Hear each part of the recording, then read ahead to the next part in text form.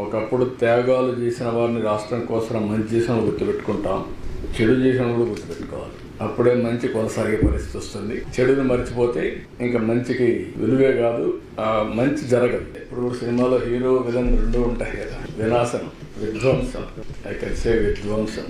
చాలా ఒకసారి బాధ ఇస్తుంది, ఆవేదన ఇస్తుంది, కోపం వస్తుంది. ప్రజాస్వామ్యంలో ఒకసారి హెల్ప్లెస్ అవుతాం. Same thing. ఆ రోజు తెలుగుదేశం ప్రభుత్వం కంటిన్యూ అయి ఉంటే 2021కి ప్రాజెక్టు పూర్తి అయిపోయేది. 2021కి అయిపోయింది. 2021 పూర్తి అయి ఉంటే ఈరోజు రాష్ట్రం ఎంత బెనిఫిట్స్ వచ్చేటో ఒకసారి చూసుకోవాలి.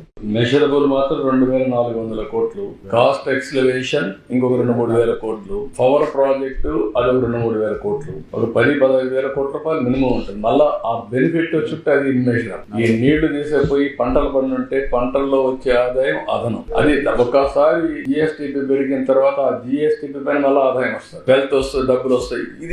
ఇదే ఒక మూమెంట్, ఒక స్పైరల్ మారిగా అన్ని నాశనం. ఇప్పుడు మీరు ఒకసారి చూస్తే తెలంగాణ ఆంధ్రప్రదేశ్ విభజన జరిగిన తర్వాత హైదరాబాద్ నగరం తెలంగాణకు వెళ్తుంది కాబట్టి హైదరాబాద్ అనేది రెవెన్యూ జనరేషన్ సిటీ కాబట్టి ఆంధ్రప్రదేశ్ లో రెవెన్యూ జనరేషన్ చేసుకోవడానికి అవకాశాలు లేవు కాబట్టి అమరావతి పోలవరాన్ని కేంద్రం డబ్బులు ఇస్తాను పెట్టారు. అదే గాని ఆ రోజు గాని పూర్తయి ఉంటే ఈ రోజు మనం పోలవరం అమరావతి రెండు కూడా టైంలో అయి ఉంటే తెలంగాణ ఆంధ్రప్రదేశ్ కుడి ఎడమగా ముందుకు పోయాడు. ఈ రోజు ఎక్కడో బిలో ఈ 5 ఏళ్లలో అదక్ పాతాళం వెళ్ళిపోయాం. గుర్తుపెట్టుకోవాలి. హైదరాబాద్ లో వచ్చే ఆదాయం వల్ల వాళ్ళు బెటర్ గా దేశంలో number 1 per capita income Telangana. ఈ రోజు అది ఆ రోజు నేను చేసినటువంటి ఒక ఎకో సిస్టమ్ క్రియేట్ చేసాం. ఆటో పైలట్లు ఎత్తా ఉంది, ఎవరు వచ్చినా కూడా జరిగిపోతా ఉంది, ముందుకు పోయే పరిస్థితికి వచ్చింది. కనీసం ఈ రెండు పైన శ్రద్ధ పెట్టి ఈ రెండు చేస్తే మళ్ళా రాష్ట్రం ఘాట్లో పడుతుందని చెప్పి రాత్రింబగుళ్ళు కష్టపడితే రెండు